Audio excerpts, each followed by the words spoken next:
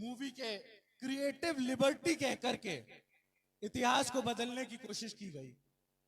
Creative liberty कह करके जोधा अकबर में क्या क्या दिखाया गया, क्या ये हम बर्दाश्त करेंगे? और अगर ये बर्दाश्त नहीं करेंगे तो अपने इतिहास के साथ छेड़खानी कैसे बर्दाश्त कर सकते हैं? अपने इतिहास के साथ छेड़खानी कैसे बर्दाश्त कर सकते हैं? हमारा स्वाभिमान उतना ही इंपॉर्टेंट है जितना कि इस देश को आज बनाने के लिए हमारा जो है बलिदान इंपॉर्टेंट था। हमने बलिदान दिया है इस देश को बनाने के लिए। आज अगर किसी से पूछा जाए कि सबसे ज्यादा राजघरानों ने अपने राज्य को त्याग किया तो वो हमारे समाज के राजा थे। सबसे ज्यादा अगर लैंड सीलिंग में अपने जमीनों को दे देने का काम किया गरीबों को तो वो हम लोगों ने किया। जब जब बाहर की हुकूमतें तलवार और बंदूक के लेकर के इस देश में घुसी तो हमारे सीने थे जिनके ऊपर वो बंदूकों की गोलियां चली और हमारे सर थे जो इस देश के लिए हम लोगों ने दान कर दिया। इस स्वाभिमान को यदि कोई नहीं समझ सकता है तो इस देश में उसको अपनी सरकार चलाने का कोई हक नहीं बनता। हमें जागना होगा, समझना होगा। हर बार ये जो लक्षण है इनके बदल नहीं रहे हैं। पृथ्वीराज चौहान को जिस तरीके से, कौन थे पृथ्वीराज चौहान? मैं आपसे पूछता हूं, हमें बताने की जरूरत है कि कौन थे पृथ्वीराज चौहान? हमारे पुरखे थे। हमें बताने की जरूरत है कि मिहिर भोज कौन थे? वो हमारे थे, वो किसी और के नहीं थे। और जहां तक कि सरकार जब आपकी है और आप कहते हैं कि यहां पर ज्यादातर जो हमारे समाज के लोग हैं आपके वोटर हैं, तो सिर्फ वोट भर वोट निकल गया तो हमारा कोई जरूरत नहीं। ये तो सोचने वाली बात होगी। हम लोग अगर आज इस चीज का विरोध नहीं करेंगे, अपने खिलाफ जो ये षड्यंत्र चल रहे हैं उसको नहीं समझेंगे, तो आखिर कौन समझने वाला है?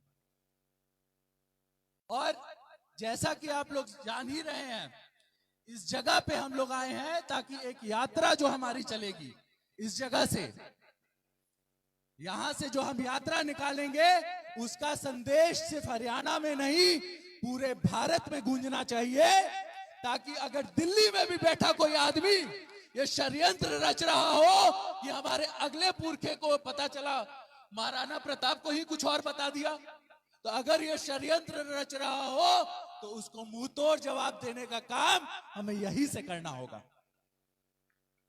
कैथल की जनता और कैथल के लोग को हम धन्यवाद कहते हैं कि आपने इसकी शुरुआत की है, इस लड़ाई की शुरुआत की है।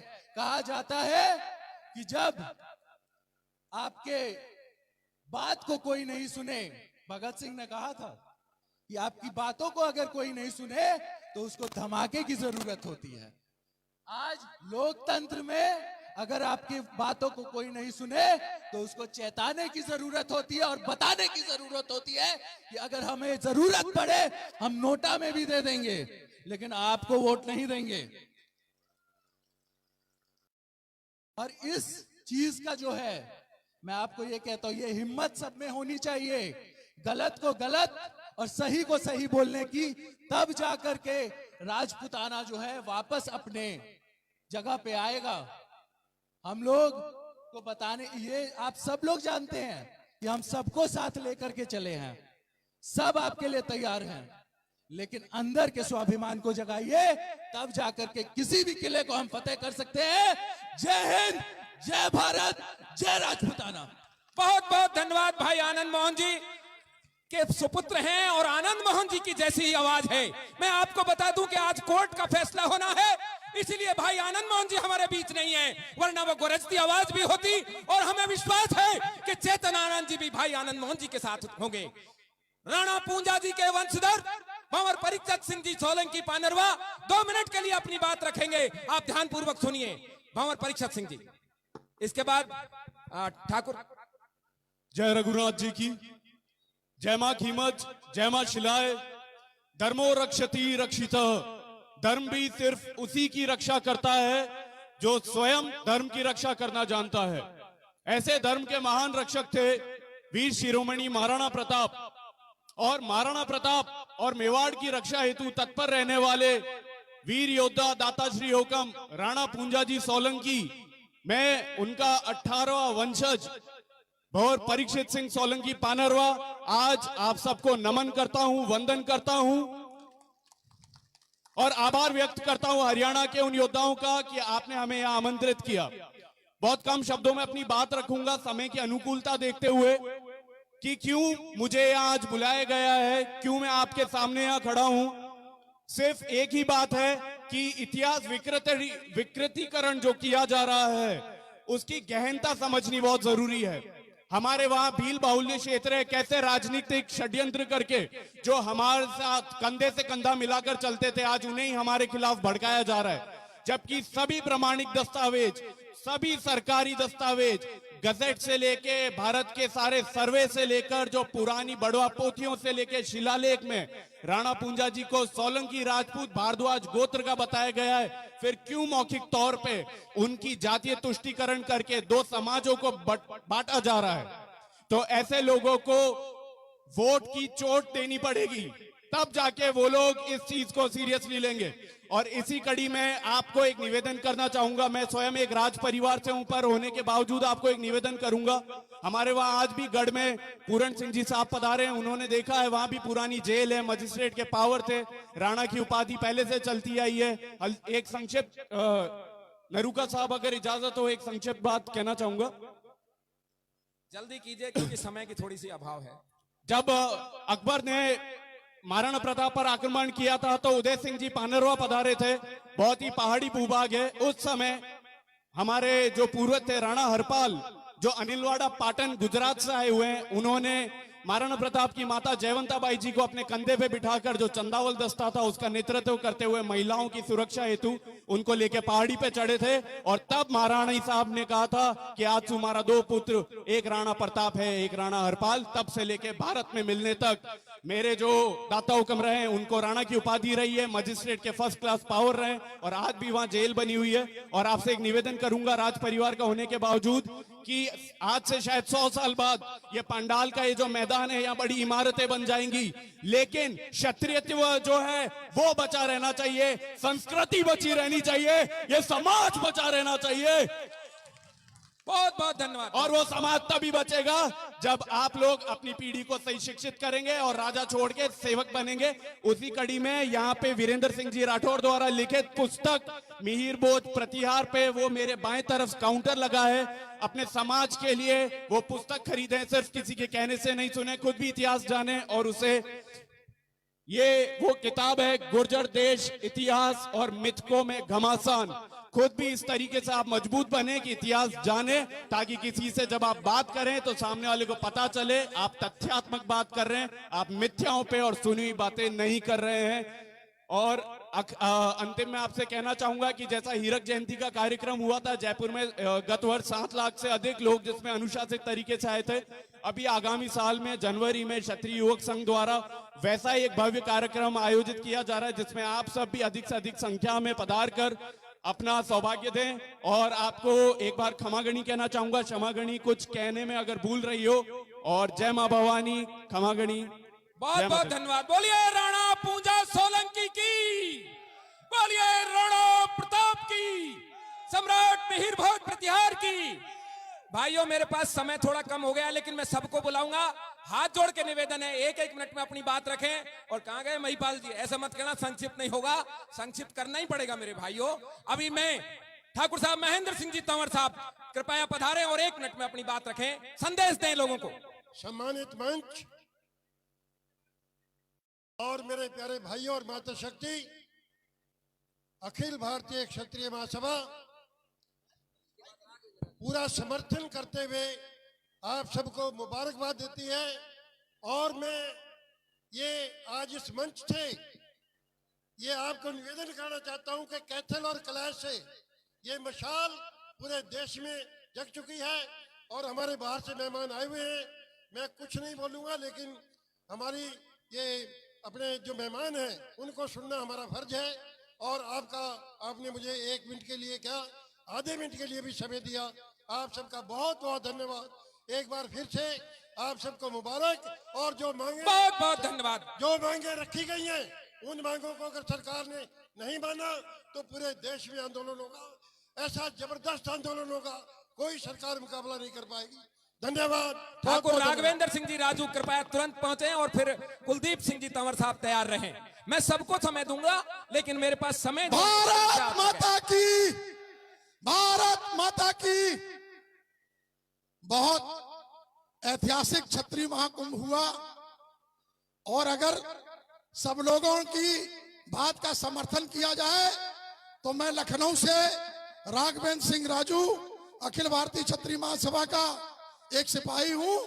आप सब जो लोग आए ऐसे निर्णय लीजिए कि कम से कम उस निर्णय पर हम सब अमल कर सके। मंच पर जितने भी क्षत्रिय संगठनों के हमारे नेतागण हैं, उनसे सिर्फ एक ही बात कहना चाहता हूं कि प्यार अगर दुश्मन को दो तो, प्यार अगर दुश्मन को दो तो बावफा बन जाएगा। सर झुकाओगे तो पत्थर देवता बन जाएगा। हम तो क्षत्रिय हैं, हमें अपना हुनर मालूम है, चल पड़ेंगे जिस तरफ रास्ता बन जाएगा। और 28 मार्च 2010 रामलीला मैदान इस बात का गवाह था कि पूरे देश से 4.5 लाख लोग पहुंचे थे। और अगर इस बार दिल्ली में महाकुंभ हो तो कम से कम 4 करोड़ लोग वहां पर पहुंचे। तब जो आप चाहोगे, जो क्षत्रिय हित की बात करेगा वो सत्ता पर राज करेगा। आज महाराज प्रतिहार वंश के इतिहास की बात है, पृथ्वीराज चौहान के सम्मान को बचाने की बात है। और हमने तो लोकसभा में, माननीय हरवंश सिंह जी यहाँ मौजूद हैं, तमाम मुद्दे ऐसे उठाए, चाहे अनंतपाल वाला मामला हो, चाहे सहारनपुर की घटना हो, सारे मुद्दों पर आज राजनीतिक पार्टियों पर सिर्फ मुद्दे नहीं है, मुद्रा है। इसलिए वो देश की सियासत पर जिन लोगों ने यहाँ पर कार्यक्रम में जुड़े, मैं सभी जो मंचस्थ हैं और भाई शेर सिंह राणा जी भी यहाँ हैं, जो वो अस्थियां लेकर के आए थे बेवर में, वो जगह आज भी वहां पर पड़ी हुई है। यहाँ पर घोषित किया जाए कि बेवर में मैनपुरी राजा तेज सिंह की नगरी में समय को ध्यान में रखते हुए बड़े भाई राजेंद्र जी से रिक्वेस्ट है, इसलिए बहुत लोगों के विचारों को समावेश करना है। हम सभी संचालक और जो हमें यहाँ बुलाए, भाई मनोज सिंह तंवर जी, सुभाष राणा जी, उनकी पूरी टीम, आदरणीय और कुलदीप सभी सिंह जी लोगों तंवर का कृपया हृदय से आभार संबोधन रखें। व्यक्त करते हुए अखिल भारतीय क्षत्रिय महासभा हर संघर्ष में आपके साथ है। बोलो भारत माता की जय। भारत माता की। आदरणीय कुलदीप सिंह जी तंवर, क्षत्रिय महासभा राष्ट्रीय अध्यक्ष, कृपया अपना उद्बोधन बहुत संक्षिप्त में रखें क्योंकि समय। और फिर प्रवेश राणा जी तैयार रहें, और फिर ठाकुर पूरण सिंह जी। जय राजपुताना, जय राजपुताना, जय राजपुताना।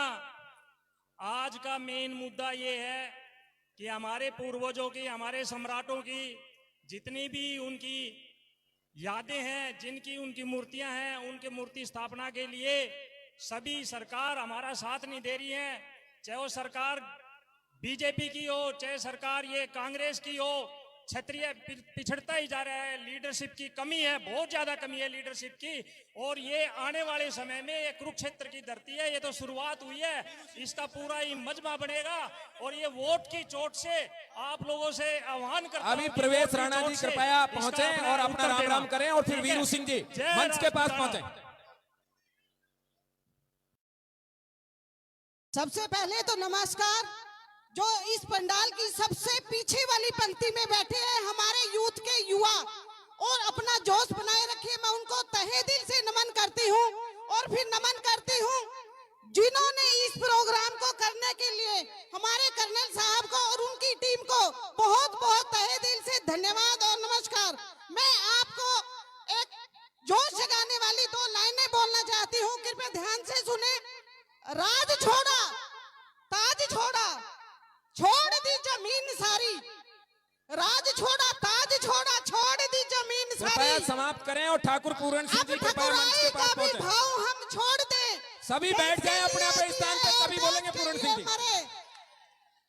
क्या हम जंगलों में पूरण सिंह जी रहना अपना छोड़ स्थान दें? ग्रहण करें और मंच पे नमस्कार, पहुंचे। सबको बहुत बहुत धन्यवाद। आप सभी का समय के अभाव के कारण बहुत बहुत धन्यवाद। बहुत बहुत धन्यवाद बहन जी। भारत माता माता की की जय। ठाकुर पूरण सिंह जी। अब आप लोगों के बीच में वो शख्सियत आ चुकी है जिसका आप इंतजार कर रहे थे। इस आंदोलन की सबसे मजबूत कड़ी आदरणीय कर्नल साहब और ठाकुर पूर्ण सिंह। अब मैं उनको निमंत्रण करूंगा अभी ठाकुर पूर्ण सिंह आए और युवाओं को संदेश दें।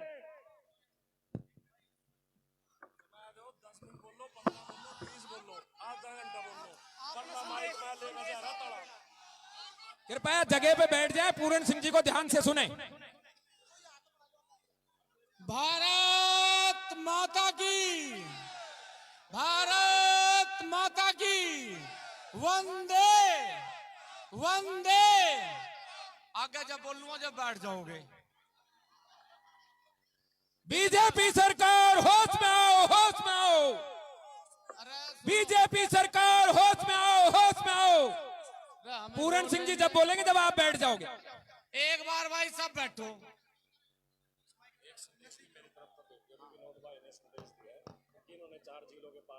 स्टेज के आगे सिर्फ जो है मीडिया रहे, बाकी सब अपना अपने स्थान पर बैठो। भाई सभी से निवेदन है, हमारे स्टार वक्ता है पूर्ण सिंह जी और बहुत ही ऊर्जावान है। ये जो स्टेज पे खड़े हैं ना, स्टेज पे हाथ जोड़ के निवेदन है भाई, पूर्ण सिंह जी के पीछे जो लोग खड़े हैं बैठ जाओ भाई। भाई हमारा ना एक आपकी सिर्फ पूर्ण सिंह जी की वीडियो बना दो, फोटो आन दो, सभी से निवेदन है एक सबसे बैठ निवेदन जाओ। है, एक बार सब बैठ जाओ भाई। आपके पीछे भी अच्छा एक बात हम बतावे, सारे राजपूत ही बैठे हैं यहाँ से, इसलिए सबसे निवेदन है भाई सबको मौका दो, वो देख ले, वो समझ ले। सब लोग हमारी आवाज कहां तक जा रही है एक बार हाथ उठा के बताओ। तो भाई एक ये जोर से सामने खड़े, ये बैठ नहीं सकते 10 मिनट के लिए। आदरणीय सम्मानित मंच, आदरणीय सभी सम्मानित बुजुर्ग और साथियों, मैं आप लोगों को कोई भाषण सुनाने नहीं आया, ना ही कोई मैं भाषण देने आया। मैं आप लोगों को राशन देना आया। मेरे दिए हुए राशन से अपने दिमाग को दुरुस्त रखें और विचार करें कि लाखों की संख्या में आज राजपूत समाज इकट्ठा हुआ क्यों। हमसे लोग सवाल करें साहब कि आप बार बार पंचायतें करते हो, बार बार पंचायत करते हो, इसका क्या निष्कर्ष निकला अब तक? हमारी बात को ध्यान से सुनो सब लोग। पहली पंचायत हुई सहारनपुर, दूसरी पंचायत हुई केथड़, तीसरी पंचायत हुई देहरादून, और आप लोगों की पंचायत का ही ये परिणाम है कि जो समाज आप लोगों के महापुरुषों को चुराने का काम कर रहे थे, उन पे ग्वालियर में लट बजा और उन लोगों पे मेरठ में लट बजा। ये आप लोगों की ताकत है। राजपूत कभी भाई जब इतनी खुशामद कर रहे बैठ लो यार। पूरण सिंह जी आपके पीछे वालों को बैठाओ, आगे वाले तो बैठ गए। मेरा सबसे एक निवेदन है, पिछले 2 महीने से आदरणीय हमारे कर्नल साहब, जिनकी उम्र लगभग 77 वर्ष है, पिछले 2 महीने से लगातार गांव-गांव, गली-गली उनके सहयोगी विनोद राणा थंबड़, गुरदीप जी बीजना, प्रमोद राणा जी, शैलेंद्र राणा जी और न जाने असंख्य लोग हरियाणा के गांव गांव गए, गली गली गए। लेकिन आप लोगों की संख्या देख के कोई आज 1% भी थकावट इस बात की नहीं है कि हम लोगों ने कोई ऐसा काम करा जिसमें आप लोगों ने हमारा मान सम्मान नहीं रखा। यहाँ पुलिस के लोग बड़ी संख्या में हैं। हम पुलिस के लोगों को एक बात बता दें बहुत अच्छे तरीके से, राजपूत समाज निहत्तों पे वार नहीं करता। आप लोग 19 तारीख में लाठियां लेकर आए और हम लाठी को ना निहत्ता समझते हैं। कभी तलवार लेकर आना साहब जब जज्बा दे। किससे लड़ने के लिए भाई? किससे लड़ने के लिए? मात्र एक एमपी और एक विधायक के कहने से राजपूत समाज पर लाठी चलाना कोई मामूली बात है? एक लाठी का परिणाम ये केथड़ है। मात्र एक लाठी का अंदाजा नहीं लगा सकते। और एक निवेदन जरूर करूंगा आप लोगों से, और उस निवेदन को जो सच्चा राजपूत है वो स्वीकार करें। यदि सरकार ने हमारे महापुरुषों का जो अपमान करा, जो समाज ने हमारे महापुरुषों की चोरी करी, चाहे वो राणा सोलंकी हो, चाहे वो मिहिर भोज हो, चाहे अनंगपाल तोमर हो, मेरा एक निवेदन सबसे है, कसम खाओ जो व्यक्ति जहां बैठा है वो वहीं ये समझ ले मेरे सामने लोटा है और मुझे इसमें नमक डालना। यदि ये महापुरुषों के सम्मान को भारतीय जनता पार्टी वापस नहीं करती, पूरे भारत में एक भी वोट बीजेपी को नहीं देंगे। बीजेपी सरकार होश में आओ, खट्टर सरकार होश में आओ। हमारे साथ मतलब हमारे साथ लड़ेंगे? जिनके पूर्वजों ने जन्म लड़ने के लिए लिया, जिनके पूर्वजों का काम ही लड़ना था, हमारे साथ लड़ेंगे? हमारे से पूछे कि हमने क्या दिया? अरे जब देश आजाद हुआ, जब रियासतें दी, सन 52 में पहली बार चुनाव देश